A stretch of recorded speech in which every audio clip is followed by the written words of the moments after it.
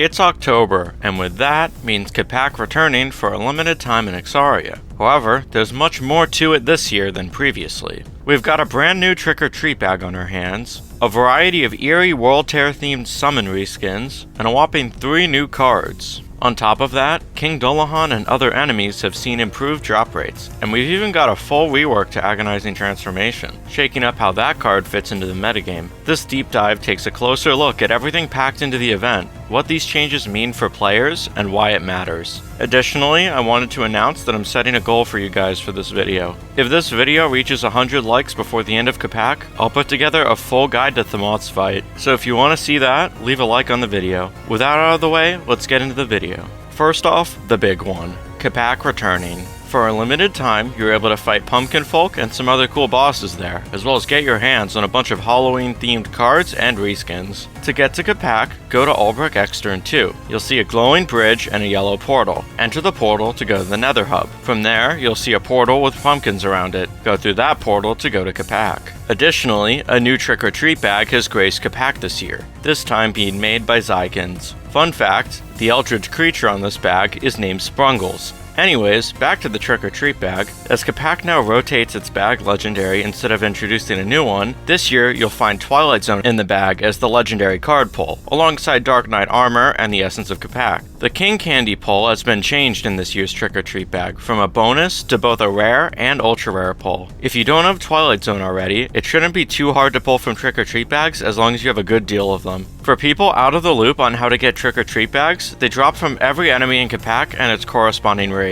Can also be bought from Gordon Von Bagsell for 500 gold each, as well as bundles with the same exchange rate, and found in randomly spawning chests around Kapak. Next up, the drop rate improvements for Kapak's enemies. One of the biggest issues with Kapak were how long the grinds were to get anything due to abysmally low drop rates. Most notably on King Dullahan, which was, and still is, the premier King Candy grind due to that mini-boss dropping guaranteed King Candy. Speaking of King Dullahan has gotten the biggest change in drops out of all of Kapak's enemies, now dropping 3 guaranteed King Candy, a 45% King Candy drop, and a 10% King Candy drop. Additionally, his Dragon Ash and Dragon Crystal rates have been greatly increased from their previous rates. Dullahans have also gotten a huge increase in their King Candy rates, now having a 30% and a 10% King Candy rate. This has increased the average King Candy amount per King Dullahan fight from 1.34 to around 4.35 per fight, something that'll make farming for King Candy a little less headache-inducing over the event, especially for newer players. Every other enemy in Kapak, besides Thaamoth, has also gained a King Candy drop chance, while Thaamoth has gotten a new drop which we'll be going over later in the video. This was definitely a good change. If you're at this point in the video, I just want to say thanks for watching. If you like what you're seeing, feel free to leave a like on the video so more people can see it. If you want to know when more content drops, feel free to subscribe as well.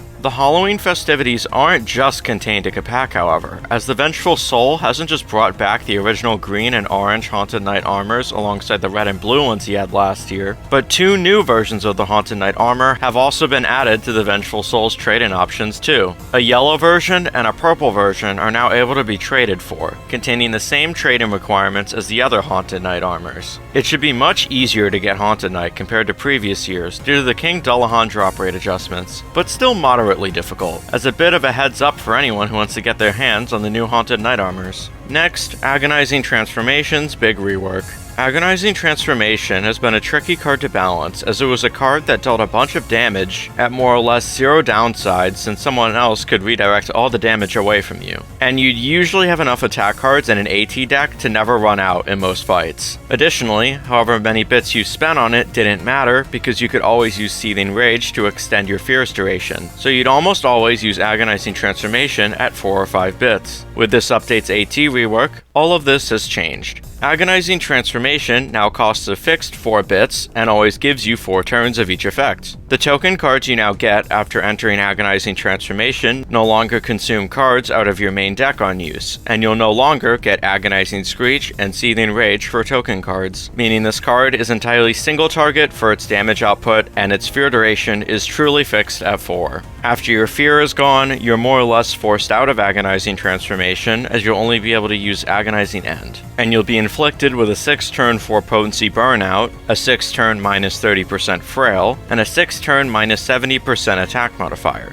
Lastly, Agonizing End can only be used if you're out of fear, so once you've entered Agonizing Transformation, you'll have to stay in it the whole way through. Agonizing Transformation needed this rework, as it solves more or less all of its fundamental issues. You can no longer exit early or increase its duration for the rest of the fight, meaning you're entirely on AT's schedule now and have to play with the fixed amount of turns it gives you, for better or worse. AT also gains a new weakness to swarms due to Screech being removed, its main way of dealing with said swarms, only making it more important you have a team behind you that can help support you, or the game knowledge to make up for a lack of good team support. And since you're always hit with 6 turns of debuffs after exiting AT, it forces you to think carefully now about when you commit to it. The card is no longer a low-risk, high-reward burst option like it previously was. It's now a calculated gamble that demands timing, team coordination, and a clear plan for how you'll survive the debuff period afterwards. In other words, Agonizing Transformation is finally living up to its name. Powerful, but costly. And most importantly, a card that can no longer carry a fight without the player respecting its consequences. Also, you no longer have to make a dedicated deck to use it, as it no longer consumes cards from your main deck when you use the Agonizing token cards, which greatly helps out its versatility. Overall, a very good change that will make the card much more reasonable for the metagame.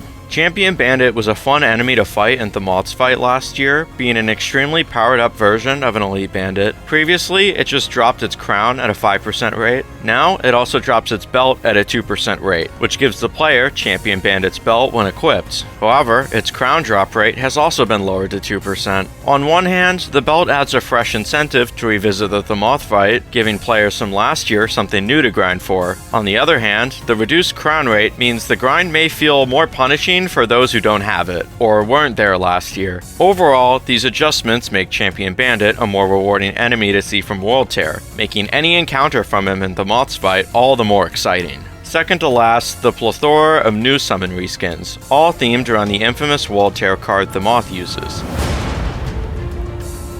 So, how do you get your hands on them? In order to answer that, we're going to have to go over a new drop from Thaamoth, the Rift Echo. It's a 2% drop, but considering the fact that Thaamoth is not just a fun fight to casual, but one you can strat too if you want, this shouldn't be a super difficult task to complete while the event's around. You can think of Rift Echoes as a Festivizer type item, where you can use it to turn a base card into a specific reskin.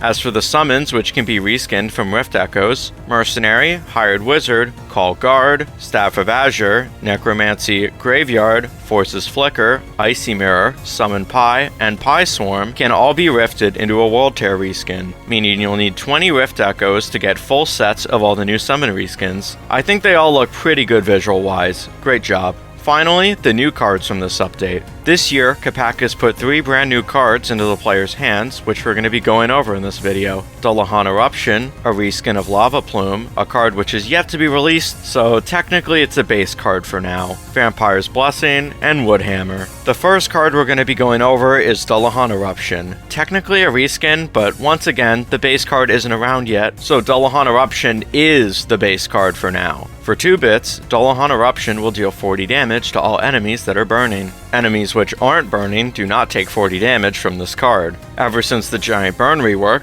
Burn has been one of the most fun playstyles to use in Hexaria, and it just got another tool to amplify its damage output, rewarding you for setting up burn stacks across multiple enemies with cards such as Overheat and Blaze Rune. Considering you do have to pay extra bits to set up said burn stacks on multiple enemies, I find this output to be completely fair. You can get Dullahan Eruption from this year's Trick or Treat bag. Next, Vampire's Blessing. The card costs 0 bits and gives either you or a single ally of your choice a 20% attack modifier for 3 turns and Bravery for 3 turns, but at the cost of 3% of your max health. For context, 3% for a level 30 player is going to be 10 health due to all damage amounts rounding down, and 3% for a level 30 player with the Ring of Arcane Focus trinket will be 9 health. While the buff is strong for 0 bits, that small 9 or 10 health recoil can still catch players off guard in longer fights or when used repeatedly. It's power at a price, and while the price is small, it's still something to manage when paired with other self-damaging cards. You can obtain Vampire's Blessing from this year's Trick or Treat bag.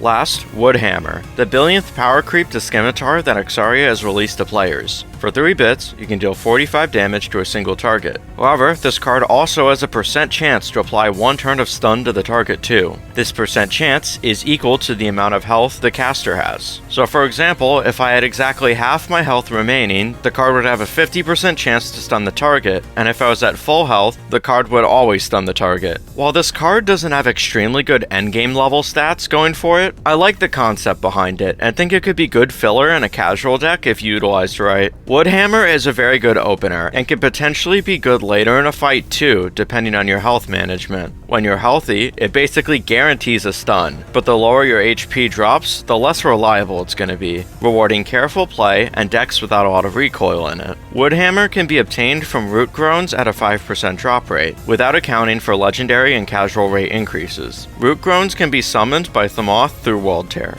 And that's everything packed in Hexaria's 2025 Kapak event. All in all, the 2025 Kapak update feels like a continuation of what we've seen with weekly patches this year. Between the generous drop rate improvements, the long-awaited rework to Agonizing Transformation that didn't disappoint, and a slew of World Tear themed summon reskins, this year's Kapak event feels like the best version of itself yet. Whether you're a longtime player, revisiting for nostalgia, or diving in for the first time, this version of Kapak definitely feels worth your time. See ya.